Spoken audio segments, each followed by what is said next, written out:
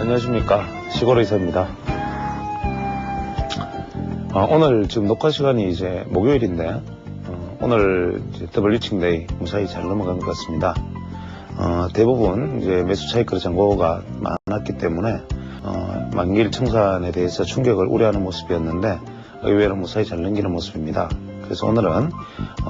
강좌 주제를 연이어서 나가기 전에, 더블 리칭데이 이후에 시장은 어떤 식으로 대응하는 것이 바람직한가라는 장에 대한 이야기를 먼저 잠깐 하겠습니다. 특히 이제 녹화 첫 번째 주는 다음 방송 시간과 큰 차이가 없기 때문에 시장에 관련된 간단한 의견을 한번 상의할 수 있게 되어서 같이 차트를 보면서 한번 생각해 볼 수 있는 시간을 준비하였고, 어떤 분이 저게 말씀하시기를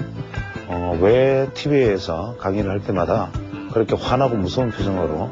항상 그렇게 비관적이고 우울한 얘기들만 계속 쏟아놓느냐라는 얘기를 하셨는데,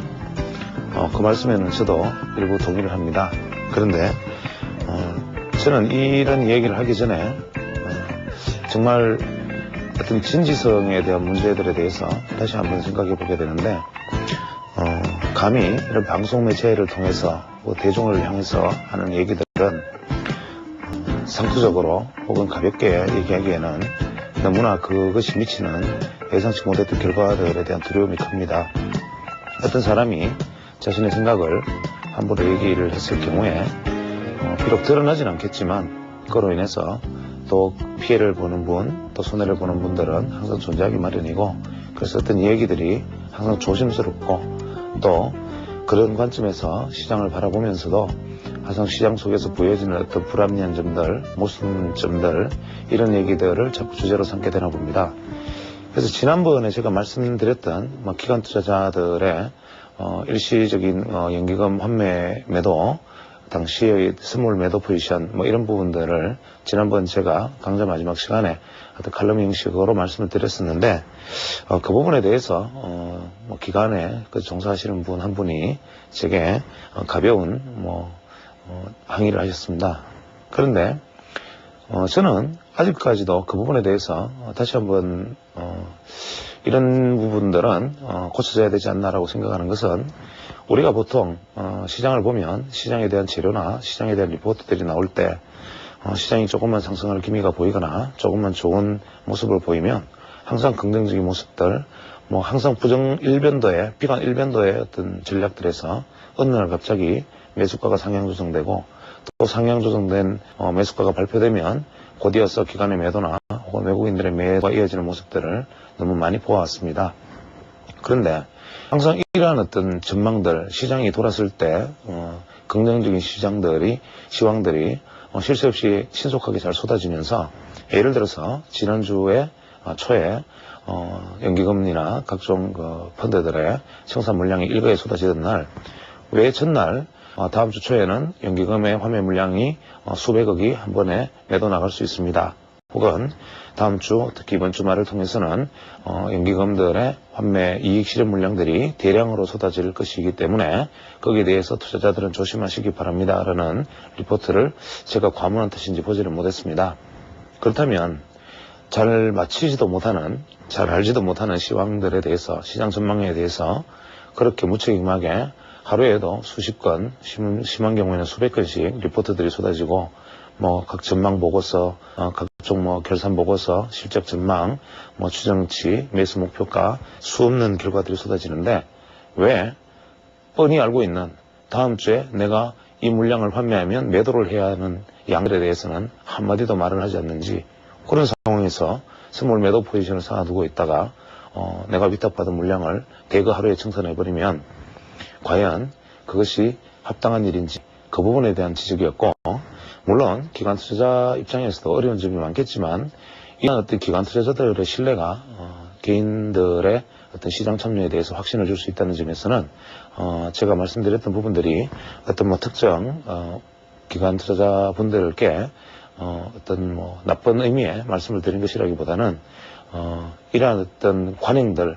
시장 관행들 속에서 우리가 항상 무시하고 넘어갔던 일들, 이러한 것들을 한번 되짚어보자는 의미였습니다. 그래서 오늘은 이어서 시장에 대한 간단한 얘기와 지난 시간에 계속했던 각도에 관한 얘기들을 이어나가도록 하겠습니다.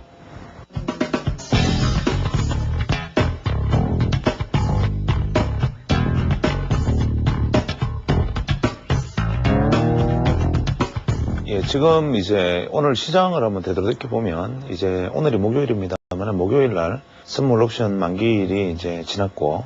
내일 이후가 이제 문제입니다. 그래서 향후 주식시장은 제가 일전에 한번 그런 말씀을 드린 적이 있는데 640포인트를 넘어서서 대세론을 이야기하는 것이 옳다 이런 말씀을 드린 적이 있습니다. 이제 640선은 완전히 넘어서 있는 상황인데 그렇다면 이제부터 대세 상승인가 하락인가 뭐 이런 얘기를 한번 나눠볼 때가 된 것 같습니다. 지금 이제는 분명히 추세는 전환되었다라고 보는 것이 타당한데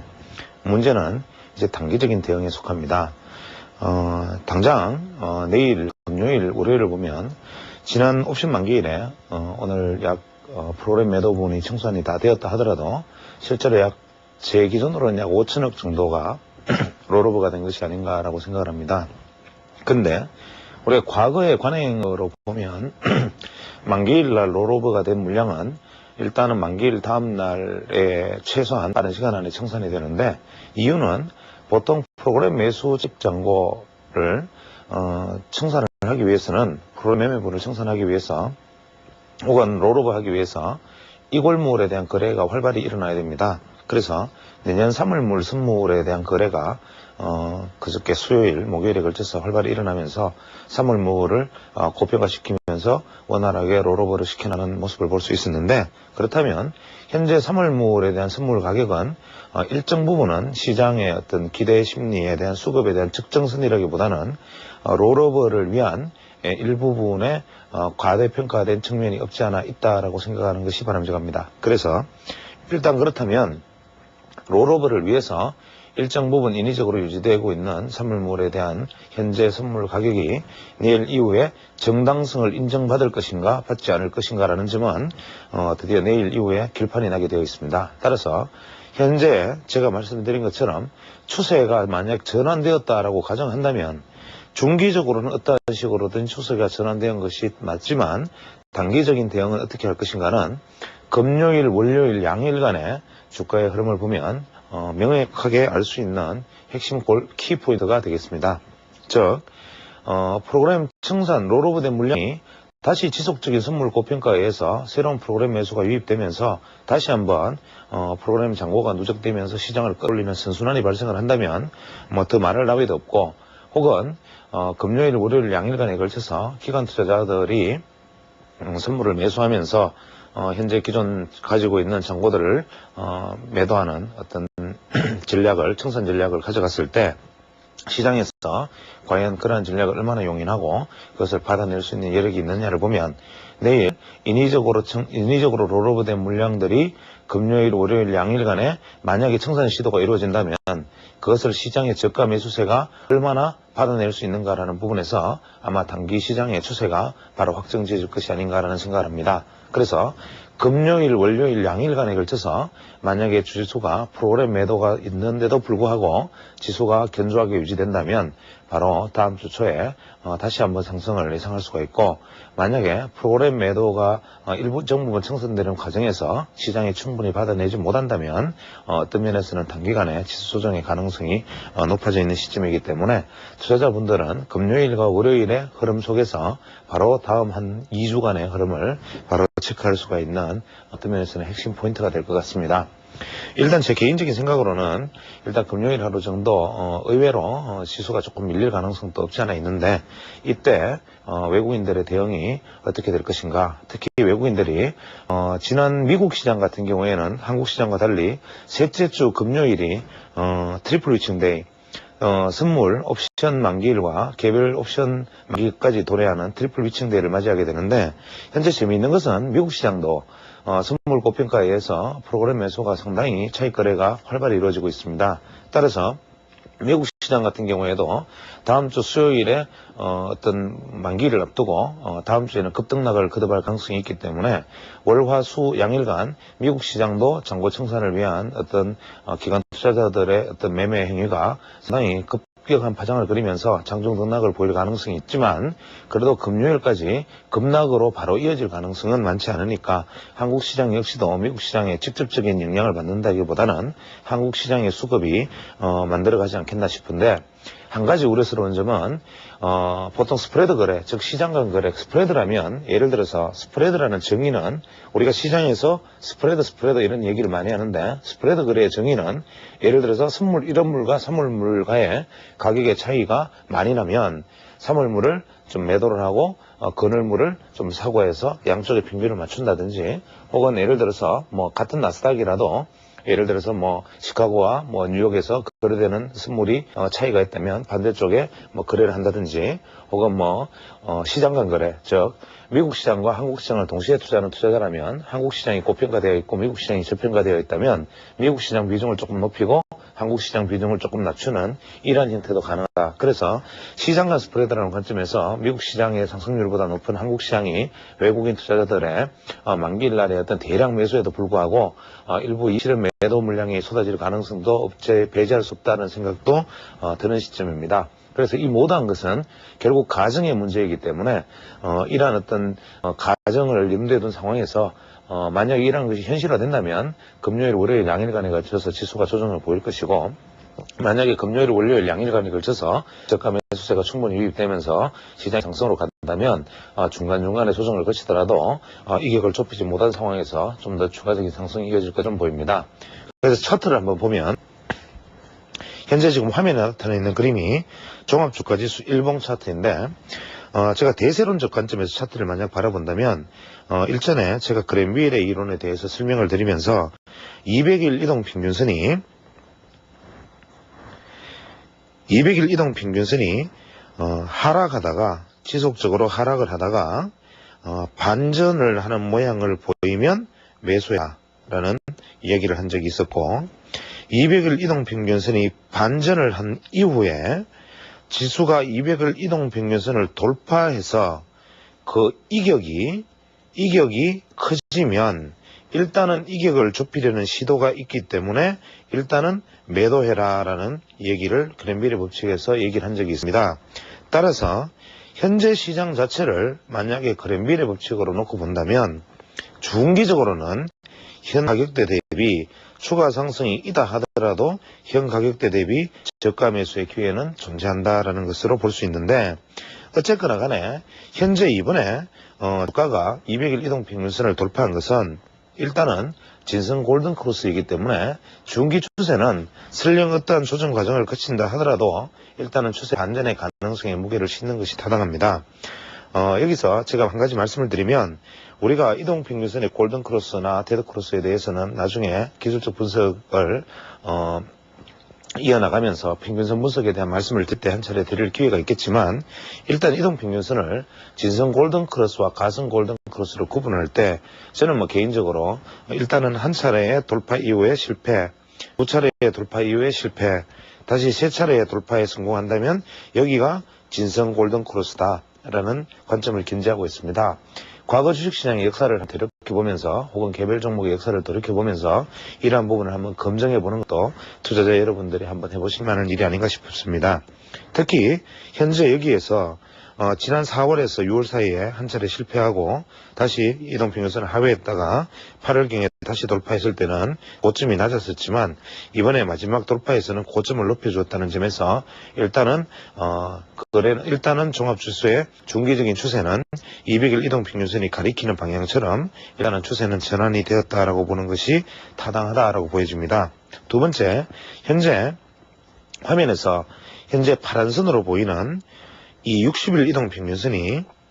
120일 이동평균선과 200일 이동평균선이 수렴해 있는 지점을 지금 골든크로스를 내고 있는데 이 60일 이동평균선의 골든크로스는 일단 한 차례의 가성 골든크로스를 거쳐서 두 번째 시도되는 것입니다. 따라서 현재 60일 이동평균선의 골든크로스는 한 차례 제데드 크로스가 난 이후에 골든크로스를 만들 가능성이 높은데 이러한 관점에서 본다면 현재 이렇게 이격이 벌어진 지수가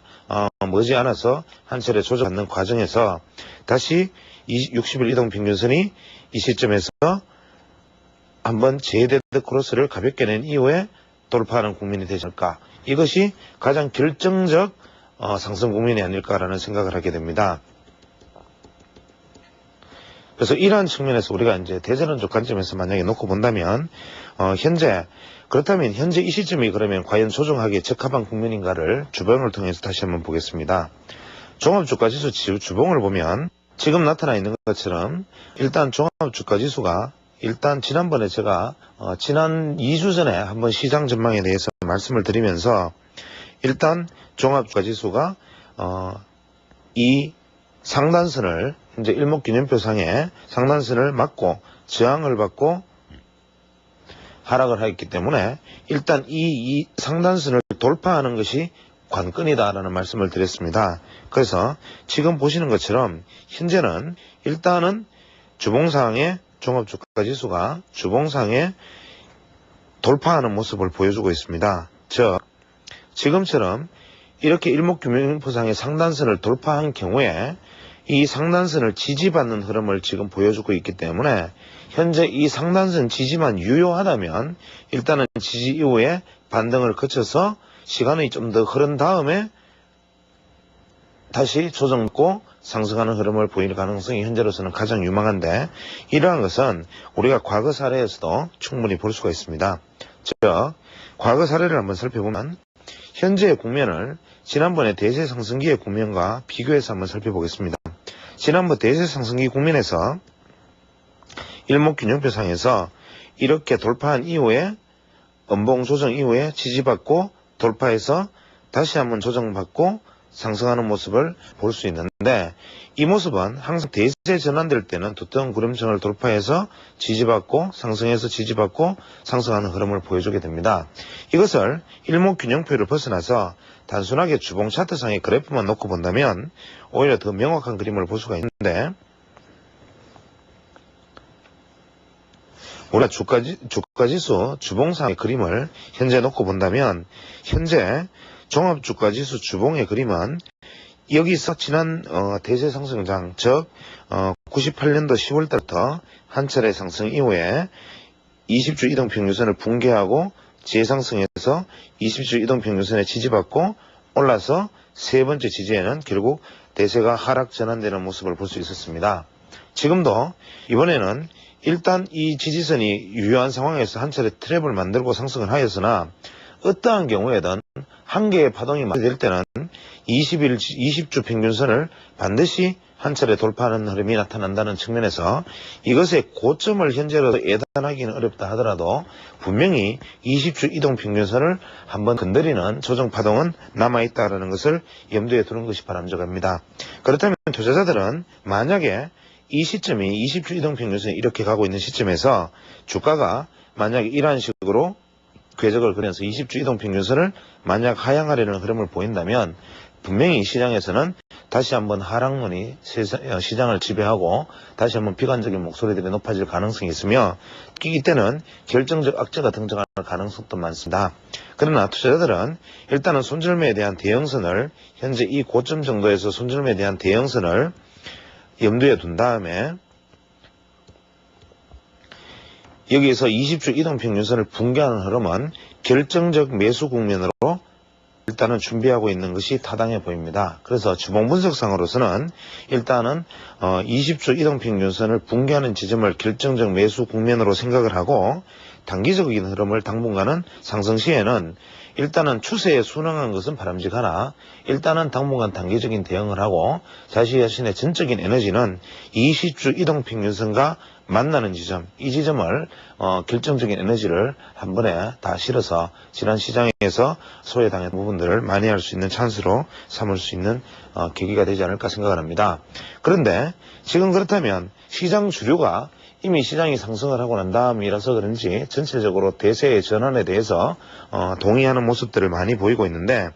그렇다면 투자자분들이 지금까지 투자를 하면서 이번에 대세가 2달 정도 주가가 상승을 하면서 개인 투자자들이 실제로 수익을 내지 못했다라는 얘기들이 많이 나오고 개인 투자자들이 소외당하면서 왕따를 당했다라는 얘기까지 나오고 있습니다.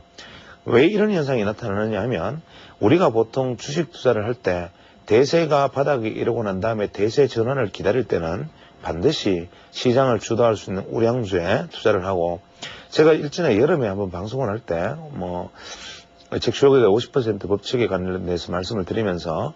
종합주가지수가 50% 정도 하락하는 500 지점에서는 일단 우량주를 투자하고 중기적으로 묻어두고 기다리는 전략이 바람직하다라는 얘기를 드린 적이 있고,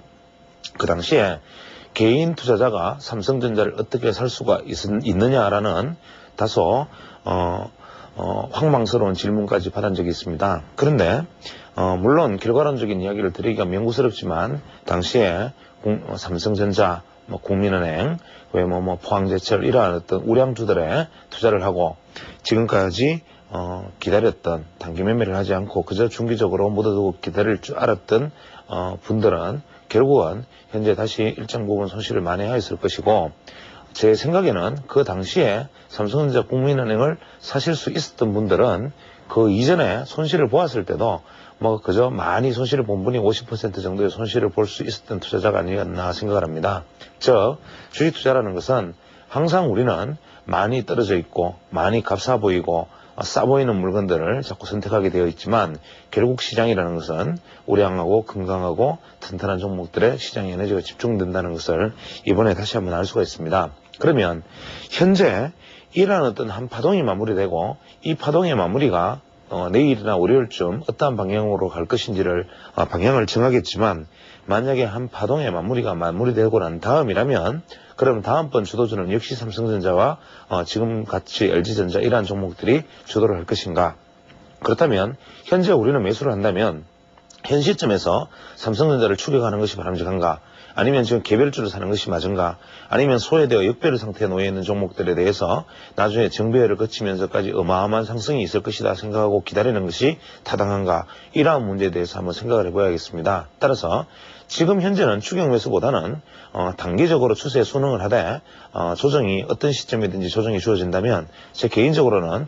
일단 미국 시장에 옵션 만기일이 겹치는 10월 셋째 주가 넘어서는 지점을 대충 조정 시점 그때 이까지는 조정이 한셀 있지 않을까라는 생각을 합니다만,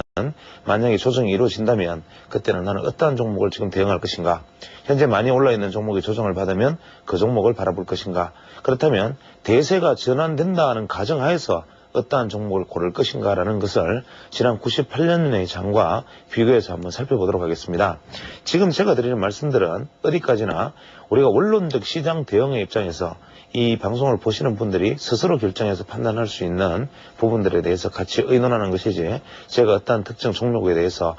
지금 매수를 추천하거나 어떠한 부분에 매수를 부추기는 발언을 하고 싶은 생각은 추가도 없습니다. 지난 98년도 주가지수 287포인트에서 주식시장이 대세 전환을 하는 모습을 보입니다. 이때 지금 동그라미를 그려놓은 부분들을 보면 현재 20일 이동평균선이 240일 이동평균선을 골든크로스한 지점이 11월 초순입니다. 20일 이동평균선이 240일 이동평균선을 골든크로스를 하고 있습니다. 그 다음에 두 번째 60일 이동평균선이 240일 이동평균선을 돌파를 하고 있는 때가 바로 12월 초순입니다.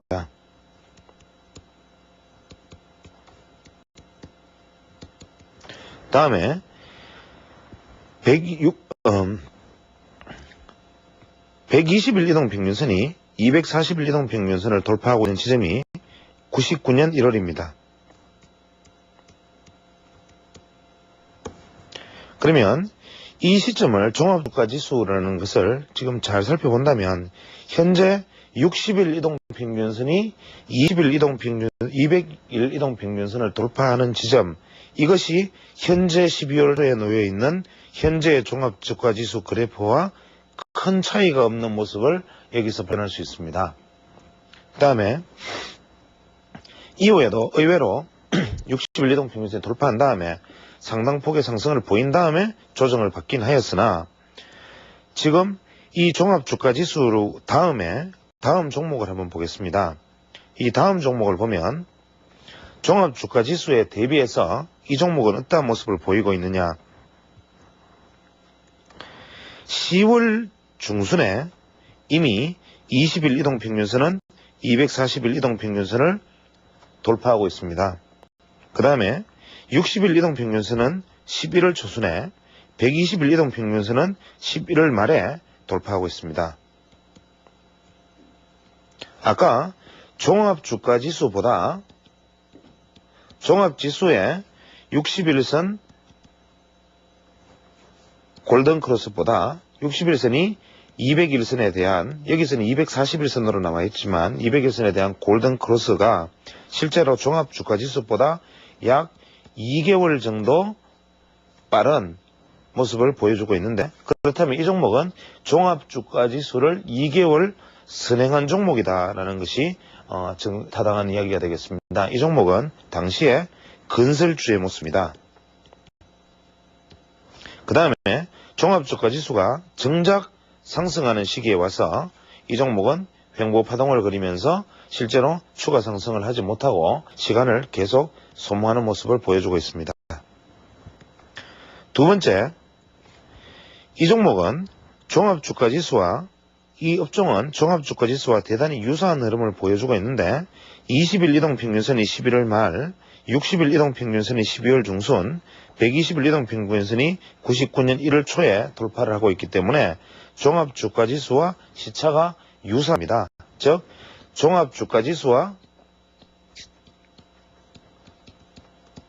골든크로스 시점이 유사한 업종이 됩니다. 이 업종은 정권업종인데 당시 우리는 이 업종을 이 시점에서 종합주가지수와 비교해서 보면서 이러한 생각을 할 수 있습니다. 최소한 여기서 우리가 이성적인 판단이라는 것은 이 업종은 종합주가지수와 지수 대비 평균 수익을 낼 수 있는 종목이다. 앞에 건설업종은 종합주가지수 대비 2개월이 선행하였기 때문에 종합주가지수 대비 상황이 상승 속도가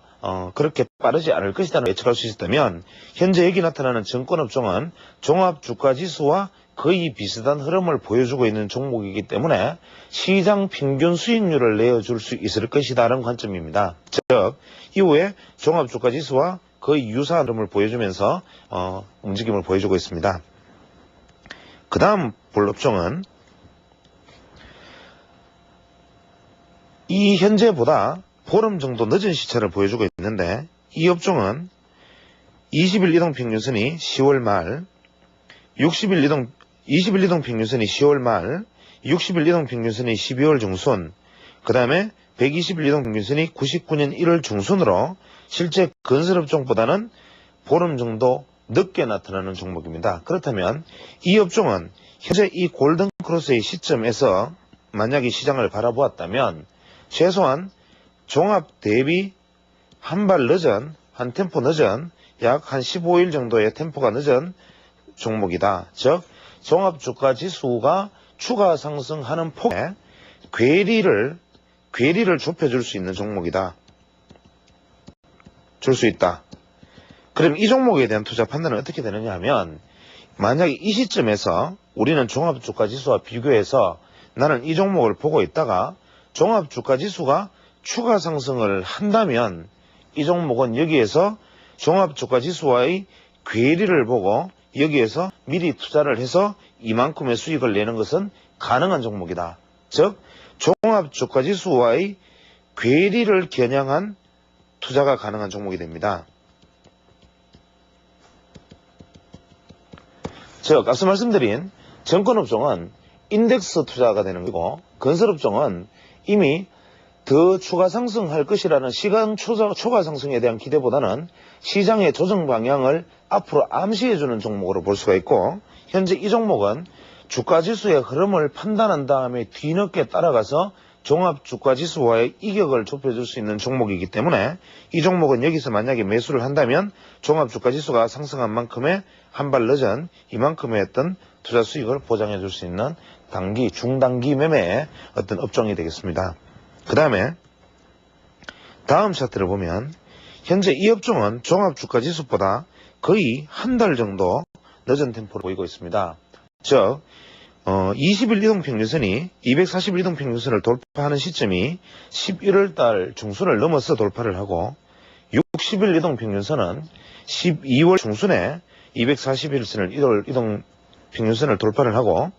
99년 1월 말에 120일 이동평균선이 돌파하는 흐름을 나타내고 있고, 당연히 종합주가지수보다는 상당히 늦은 시차를 보이면서 상승을 한 다음 조정도 한 발 넣고 상승도 오히려 더 추가 상승이 일어나는 모습을 이후에는 보여주고 있는데, 이 종목을 이 당시 60일 이동평균선의 중기 골든크로스라는 시점, 이 시점에서 만약에 투자 판단을 한다면 우리는 어떤 판단을 해야 할 것인가? 이 업종은 종합주가지수보다 늦지만, 한 달 정도 늦지만 향후에 종합주가지수가 조정을 보이든 상승을 보이든 최소한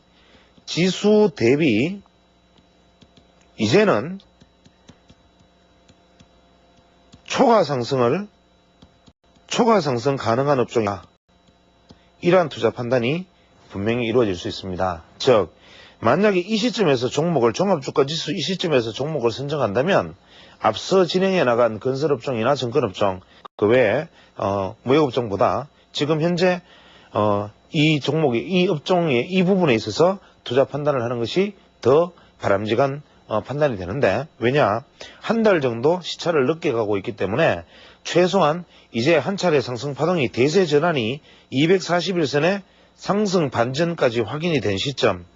61선의 골든크로스가 이루어진 시점, 이 시점까지 확인이 되었다면 이제는 이 종목이 추세 전환이 되는 시장 흐름이라면 항상 이격은 메워진다는 관점에서 종합주가지수 대비 초과 상승 가능한 업종으로 보고 이 업종을 투자의 대상으로, 중기 투자의 대상으로 삼을 수가 있는데, 다만 이때 우리가 확인해야 되는 필수 요인은 거래량입니다.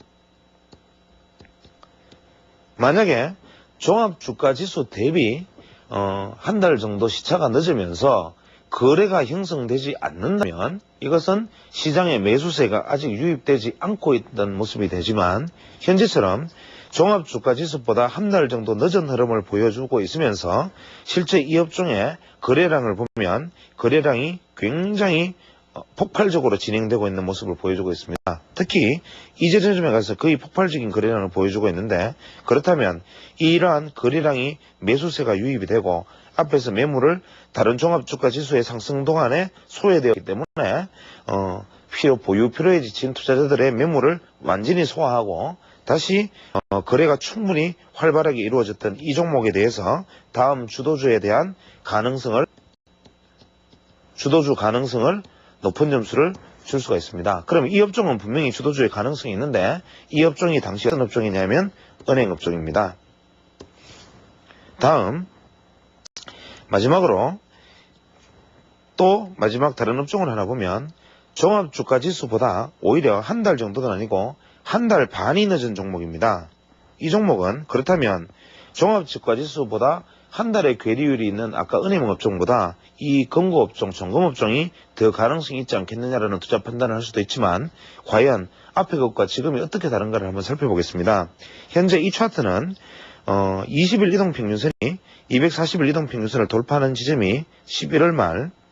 60일 이동평균선이 돌파하는 것은 12월 초, 그 다음에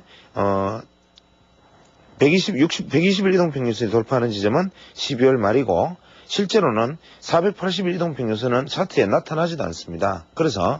이 종목은 우리가 종합지수와의 어떤 괴리라는 관점에서 보면 종합과 한 달 정도의 어떤 시차를 두고 이 종목은 지금 현재 반전을 하고 있는데, 이 종목이 앞서 은행과의 비교를 보면 같은 크로스가 늦고 같이 시차가 딜레이 되어도, 즉 다 같이 괴리가 있어도, 괴리가 존재해도 종합과 이 종목과 두 번째 업종과의 사이에서는 우리가 어떤 것을 주도적으로 선택할 것인가라는 의사결정 과정은 이제 소위 말하는 펀더멘탈로 돌아가서 이성적인 판단을 해야 됩니다. 즉, 당시 90년 당시에 IMF는 여러 가지 면에서 우리 시장 질서를 많이 흔들어 놓았지만, 만약에 은행이라는 존재가, 만약에 국민은행, 주택은행 이러한 은행이 만약에 무너진다면 그것은 한국 경제가 바로 절멸의 상태에 들어가는 것을 의미합니다. 따라서 한국 경제가 절멸을 한다면, 즉 국민은행, 주택은행 등이 절멸을 한다면 그것은 곧 우리가 주식 투자를 하는 것 그 자체가 바로 자살행위이기 때문에 은행업종을 살려야 한다는 어떤 절박성, 그 다음에 시대적 요청, 그 당시에 은행업종이 살아야만 구조조정이 성공할 수 있다는 어떤 여건들, 이러한 것을 감안한다면 은행업종에 대한 어떤 현실적인 어떤 펀더멘탈론적 입장에서 시장에서 은행이 반드시 좋아져야만 한다는 어떤 필연성 입장에서도 은행업종은 주가 상승의 사유가 타당하나, 제일 마지막에 본 종근근구 업종 같은 경우에는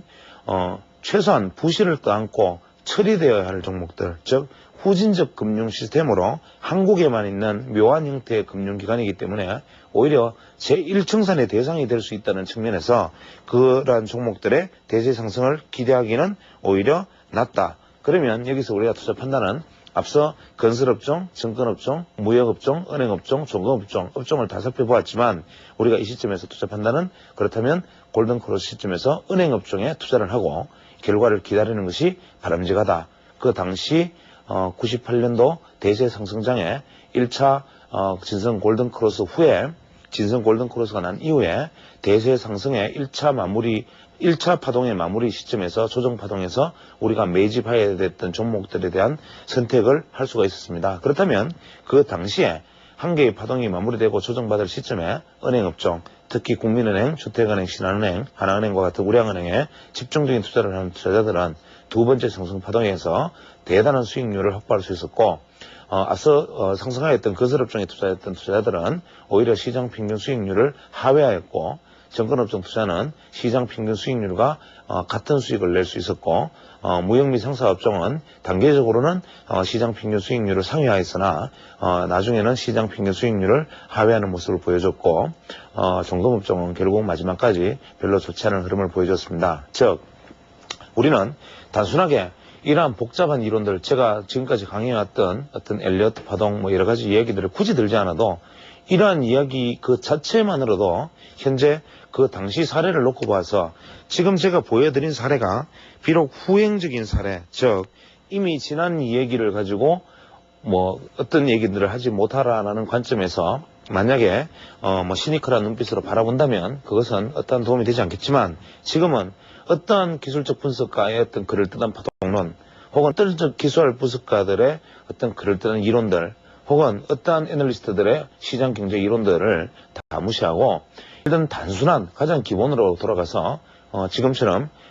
이동평균선을 한번 살펴본다든지 최소한 주봉을 한번 살펴본다든지 이러한 모습을 보면서도 시장의 대응에 대한 준비를 할 수가 있습니다. 그래서 남은 시간을 만약에 다시 어떤 종목들에 대한 얘기를 한번 조금 더 나눠본다면, 지금 우리는 종합주가지수에 관련된 이야기들만 해왔지 실제로 어떠한 종목들이, 그럼 어떠한 종목들이 종목 자체로만 놓고 본다면 어떠한 종목들이 주도를 할 것인가라는 관점에서도 한번 바라봐야 되지 않겠나 싶습니다. 그래서 예를 들어서 우리가 현재 코스닥을 만약에 놓고 본다면,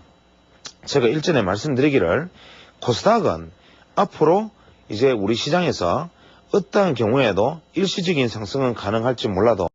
완전한 상승은, 이제 상승 파동은 어렵다. 이유는 일단 대상승의 그늘이 너무 컸고, 두 번째로는 물량 공급이 너무 많았기 때문에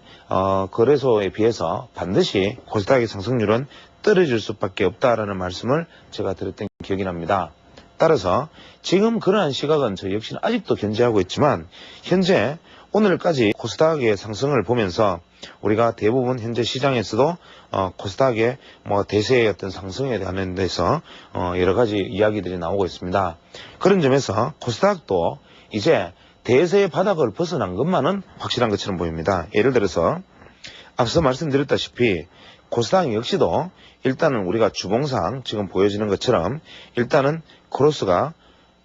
5주 이동평균선, 20주 이동평균선을 크로스하고 두 번 크로스하고 세 번째 크로스하는 모습을 보이고 있습니다. 그러나 한 가지 거래소보다 확인되지 않은 점은, 거래소는 진짜 골든크로스가 상회하였던 고점을 아직 코스닥에서는 고점을 상회하지 못하였기 때문에 아직 이것이 진성 골든크로스인지에 대한 확인은 되어 있지 않습니다. 즉 제 기준으로 보면 진성 골든크로스의 조건은 최소한 상위 이평선을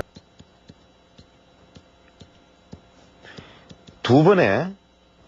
가성 골든크로스를 발생시킨 이유여야 한다. 두 번째, 마지막 진성 골든크로스는 대량의 거래와 함께 전전 고점을 돌파해야 한다. 이것이 대세론적 관점에서 바라보는 진성 골든크로스라면 현재 코스닥은 아직까지도 완전한 대세 전환에 완벽한 조건은 충족하지 못하였습니다. 그러나 현재 코스닥 시장 역시도 이제는 거래소에 비록 처지긴 하겠으나 이미 코스닥 시장도 충분한 기간 조정을 거쳤기 때문에 서서히 완만하게나마 상승의 흐름을 보여줄 것으로 보입니다.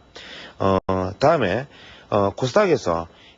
보이는 종목뿐만 아니라 예를 들어서 거래소 종목 중에 같은 코스닥 혹은 통신주 이러한 종목들 중에서도 예를 들어서 우리는 대세론적 관점에서 바라보면 이러한 관점을 생각해 볼 수 있습니다. 예를 들어서 지금 하나로통신이 이제 고가를 경신하면서 액면가를 회복했습니다. 두 번째, LG텔레콤이 또 주가를 다시 고가를 경신하면서 연일 계속 강진하고 있습니다. 세 번째, 이제는 드림라인까지도 상승을 하고 있고 또 KTF까지 상승을 보이고 있습니다. 그렇다면 이제 우리가 여기서 생각할 수 있는 것은 예를 들어서 데이콤이라든지 한통 하이텔이라든지 이러한 종목들과 같이 묶어질 수 있는 종목들, 예를 들면 중소형 전기 통신업체라든지 이러한 통신장비업체들이 속하지만 앞서서 제가 말씀드리기를 우리가 이평선의 골든크로스라는 관점에서 볼 때 한계 이평선이 완전한 상승 파동을 마무리하고 하위 이평선을 붕괴시키는 한 차례의 완전한 파동의 마무리가 이루어질 때까지는 한번 주도주는 끝까지 주도를 한다. 다만 하위 이평선을 붕괴시키는 한 개의 상승 파동이 마무리가 된다면 주도주는 손바뀜을 하거나 최소한 다음 주자에게 바톤을 넘겨준다. 이것이 시장의 이치라면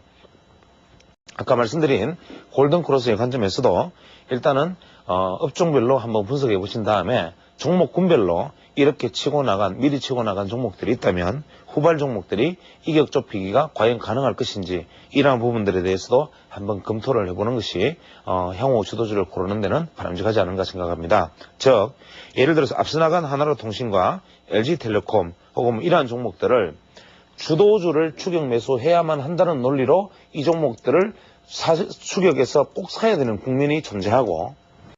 이 종목들이 만약에 어느 시점인가 조정에 돌입하고 난 다음에 두 번째 전체적인 종목이 재상승을 준비한다면 그때는 이러한 종목들은 직전에 주도주였기 때문에 이러한 종목들의 선택을 계속하고 있으면 그 이후로는 두 번째는 소위 우리가 말하는 왕따가 될 가능성도 농후하다는 것이다. 그렇다면 주도주의 수명은 어딘가? 즉 하위 이평선이 붕괴되는 한 차례 상승 파동이 마무리가 되면 주도주는 일단 주도주로서의 생명을 다하고 다음 주도주를 기다린다. 이렇게 보는 것이 바람직한데 이번에 주가 상승 같은 경우에도 일단은 미리 지난 여름 이후에 삼성전자를 비롯한 국민은행 이러한 종목들에 대해서 중기 투자하신 분들은 아무런 문제가 없겠지만 만약에 어떤 종목들에 대해서 지수는 많이 오르는데도 불구하고 오히려 수익이 적거나 마이너스가 나신 분이 있을 수도 있다고 생각합니다. 그렇다면 이런 분들은 일단은 이번에 스스로 핀트가 맞지 않는 내가 지금 현재 시장과 나의 사이클이 맞지 않는 국면에서는 시장에서 잠시 한 발을 빼고 다음 시장을 준비를 하는, 즉 비록 여기서 추가 상승하더라도 이미 21선과 이격이 100을 넘는 상황에서 아무리 상승을 한다 하더라도 다시 하위 이평선을 붕괴시키는 조정파동은 한 차례 나타나야 된다. 그렇다면 나는 느긋하게 다른 사람들이 수익을 내는 것을 축하해주면서 나는 기다리겠다는 자세로 추격 매수하지 않고 기다렸다가 한 개의 상승 파동이 마무리되고 다음 상승의 두 번째 상승 파동이 출발할 때 그때의 주도주를 선택해서 지금 기다려야겠다라는 생각을 만약에 하신다면 그것이 현명한 생각이면 분명하나 그때도 역시 종목을 잘못 고르면 실패할 가능성은 높다. 우리가 흔히 랜덤워크 이론에서 원숭이와 사람이 종목을 골랐을 때 원숭이가 경제학자보다 주식 투자를 더 잘하더라 이런 얘기를 들을 때가 있습니다. 그것은 원숭이는 객장에 가서 파란 종목이 빨갛게 움직이고 빨간 종목이 화살표가 되고 주가가 들썩들썩하면 무조건 그 종목을 고를 것이고, 사람은 화살표가 꽂히고 또 붉게 오르고 또 붉게 오르면 무서워서 못 살 것이니까 기술적 분석가는 오히려 저항선을 세서 종목을 매수하지 못하지만, 원숭이는 오르면 오를수록 붉게 물들면 물들수록 더 흥분해서 사게 되니까 오히려 오른 종목만 고르게 되고 주도주를 선택하게 돼서 원숭이가 주식 투자가 좋아진다. 저는 이 이야기를 이렇게 해석하고 싶습니다. 따라서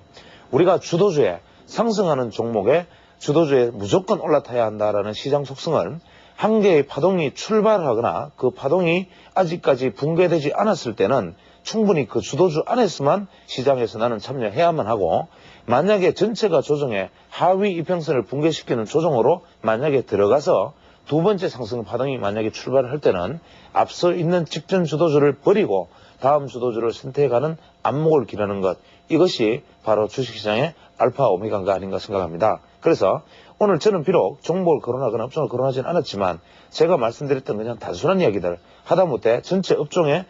주가지수 중기수 이평선의 크로스를 한번 분석해 보시고 어떤 부분들이 또 현재 펀더멘털과 관련해서 현재 또 주도주와 어떤 흐름들, 그 다음에 만약에 조정을 받는다면 다음 하위 이평선의 어떤 부분을 건드리는 조정이 일어날 것인가, 그럼 연말 안에 조정이 일어날 것인가, 한번 스스로 체계적인 어떤 판단의 시스템에 관한 문제를 점검해 보신 다음에 차라리 지금은 현재 만약에 발을 들여놓지 못한 분이라면 한번 쉬면서 다음 시장에 대한 대비를 해서 다음 시장에 훨씬 더 많은 수익을 내므로 해서 굳이 시장에 지금 참여하는 것보다 더 나은 결과를 낼 수 있지 않을까라는 것이 제 생각입니다. 그래서 비록 이러한 이야기들은 다소 억측과 무리가 있을 수는 있지만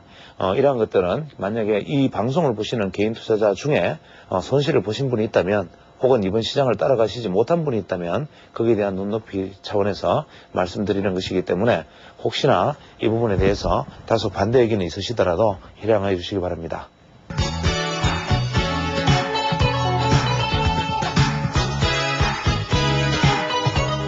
지금 또 하이닉스 반도체가 마이크론 테크놀로지와의 합병이다, 혹은 뭐 어떤 협력이다, 뭐 이런 얘기로 설왕설래를 하고 있고, 또 GM이 대우 자동차 판매를 일괄 인수한다 아니다, 뭐 이런 얘기들, 여러 가지 어떤 외자 유치와 관련된 얘기들이 많이 나오고 있습니다. 또 AIG가 현대투신에 출자를 하기 위해서 현대증권과 맺은 협약에서 또 7,000원 정도의 가액을 가지고 현대증권 보통주를 인수하기로 했던 것들에 대해서도 지금 참여연대에서는 뭐 제동을 걸고 있고, 또 현대증권 측이나 그 외 기타 관계기관 쪽에서는 이제 진퇴양난의 어떤 선택의 의지 기로에 서 있는 모습인데, 한 가지 예를 들어서 현대투신의 문제나 뭐 이런 문제들 같은 경우는 다소 예외가 되겠습니다만은, 하이닉스 반도체가 마이크론 테크놀로지와의 어떤 제휴 발표를 하는 모습을 보면서 당연히 이러한 어떤 긍정적인 어떤 제휴라든지 뭐 합병들을 반겨야만 하겠지만, 마음 한구석에 별로 그렇게 상쾌한 기분만이 남는 것은 아닙니다. 왜냐하면 우리가 지난 현대그룹이라는 것이 한국 경제에서 미친 어떤 거대한 영향, 또 지대한 영향, 또 정주영 회장이라는 한 분이 한국 경제나 현재 우리의 어떤 경제 상황에 미쳤던 그런 거대한 족적들에 대해서는 어느 누구도 부인할 수 없을 정도로 참 훌륭한 일들을 많이 하셨고 훌륭한 회사였습니다만은 어느 날 갑자기 현대그룹이 한국 경제에 애물단지가 되고, 현대그룹에서 발표하는 어떤 내용들은 투자자들 사이에서는 항상 불신과 조롱의 대상이 되고 말았던 느낌이 없지 않아 있습니다. 우리가 지난 과거를 돌이켜보면 현대건설이 마지막 최종 법정 관리까지 가는 과정 속에서 현대건설 경영자들이 시장에 쏟아냈던 무수한 약속들과 또 그에 관계된 사람들이 했던 현대건설에 대한 어떤 각종 긍정적인 얘기들과 각종 설들, 각종 자본 관련 유치들, 이러한 얘기들이 결국은 시장에서 어떠한 결과를 낳았는지, 또 그 이외에 현대투신과 관련된 AIG의 협상이 벌써 얼마나 오랜 시간을 지금 시장에서 계속 끌어오고 있고, 아직까지 그것이 인수를 한다 하지 않는다, 심지어는 인수 가액이 주당 얼마다 아니다라는 이야기가 벌써 몇 달째 똑같은 이야기가 반복되고 있습니다. 심지어는 주가가 낮을 때는 7,000원이 비싸다, 주가가 높을 때는 7,000원이 싸다. 그래서 아직까지도 이것이 정말 되는 것인지 안 되는 것인지조차 불확실하고, 또 한편에서는 또 지금 현재 현대 전자, 현대전자 하이닉스 반도체가 마이크론 테크놀로지와의 어떤 전격적인 어떤 협상들의 진행 중이다라는 뉴스로 하이닉스 반도체가 한때 대단한 주가 상승을 기록하기도 하였으나 지금 투자자들은 또다시 불안한 국면에 놓여 있습니다. 과연 이렇게 기대감이 반영된 하이닉스 반도체가 만약에 협상이 결렬되었을 경우에는 어떻게 될 것인가? 또 만약에 이것이 협상이 성공이 된다면 또 어떤 반응을 불러일으킬 것인가? 결국 주식 투자는 개인의 책임이긴 하지만 이런 어떤 불확실한 뉴스들이 시장을 흔들기 때문에 과연 우리는 이러한 것들이 얼마나 진실성을 가지고 있고 신뢰성을 가지고 있는지에 대해서 역시 회의하면서 만약에 이것이 사실이라면 축하할 일이지만 만약에 아니라면 어떻게 할 것인가라는 걱정과 우려가 앞서는 마음을 어쩔 수가 없습니다. 특히 얼마 전에 새로운 기술이 비록 큰 금액은 아닙니다만은 미국 다이얼패드가 파산하기 하루 전날, 파산한다는 발표가 나기 하루 전날 새로운 기술의 최고 경자가 자기가 보유하고 있던 새로운 기술 주식을 매도해버리는 참 어이없는 일이 벌어졌는데, 물론 새로운 기술 측의 해명으로는 오비일학이다. 최고 경영자가 가지고 있던 주식을 그저 이익 실현 차원에서 전날 매도했을 뿐인데 하필이면 공교롭게 시기가 다이얼패드 포도 발표와 맞물렸다라고 해명을 하고 있지만, 과연 이러한 말들이 설령 까마귀 날자 배 떨어진다 하더라도 지금과 같은 시장 상황에서 최고 경영자가 자사의 주식을 팔았다는 사실, 또 그것이 하필이면 미국 다이얼패드의 파산과 맞물렸다는 사실, 이러한 것들이 과연 신중한 것이었나라는 데 대한 또 한 번의 의문부호를 던지게 됩니다. 그래서 우리는 물론 보통 외자 유치다, 혹은 어디 외국과의 어떤 협약 체결이다, 혹은 기술 도입이다, 혹은 기술 수출이다, 이런 발표들이 날 때마다 한 번쯤 이 재료에 대해 신빙성에 대해서 의심하는 것들이 아주 습관이 되어 있습니다. 특히 외자 유치 같은 경우에는 아주 국적 불명의 어떤 조세회피 지역으로부터 들어온 금은머리 외국인의 자금이다라는 설부터, 심지어는 풋백 옵션을 통해서 자금이 들어온 것처럼 흔적만 남기고 하루 만에 도로 나가는 경우, 이런 경우도 외자 유치도 발표되고, 특히 현대그룹 같은 경우에는 수없이 반복되는 발표 속에서 결국 그 부실했던 회사들은 하나하나가 점점 몰락의 방향으로 흘러가고 있었다는 점에서 이번 하이닉스 반도체의 문제에 대해서도 간단치 않은 기류를 느낄 수가 있습니다. 따라서 지금 하이닉스 반도체의 어떤 경영자들이나 회사 측 입장에서는 국가기관 산업인 반도체를 반드시 살리고, 또 하이닉스 반도체가 가지고 있는 어떤 상징성을 생각해서라도 어떤 형태로라도 시장에서 반드시 살아남아야 하고, 또 차세대 한국 경제를 이끌고 갈 한 주역이어야 하면 분명한데, 만약에 이러한 협상들이 투명하게 스스로 책임질 수 있는 이야기들과 스스로 책임질 수 있는 발표만으로 계속 간다면 시장에서 하이닉스 반도체는 투자자들의 신뢰를 얻고 하이닉스 반도체의 회생의 발판이 될 것이지만, 만약에 어떤 성급한 발표들이나 아직까지 확실치 않던 이야기들이 장밋빛으로 포장되어서 투자자들에게 작은 어떤 손실이라도 주어진다면 하이닉스라는 그룹이 가지고 갈 수 있는 어떤 부정적 인식이나 그에 대한 신뢰성에 대한 상실, 이러한 부분들이 훨씬 더 큰 대가가 될지도 모른다라는 우려에서 하이닉스 반도체의 회생과 하이닉스 반도체의 어떤 적극적인 성장을 기대하면서, 다만 작은 기우가 생기는 점을 금할 수 없다는 점을 말씀을 드리고, 하이닉스 반도체가 지금까지 시장에 알려진 것처럼 마이크론 테크놀로지와 협상이 잘 이루어지고, 또 반도체 가격이 양등하면서 나중에 다시 한번 한국 경제를 이끌어가는 중요한 기관차 역할을 해주기를 바라마지않습니다. 감사합니다.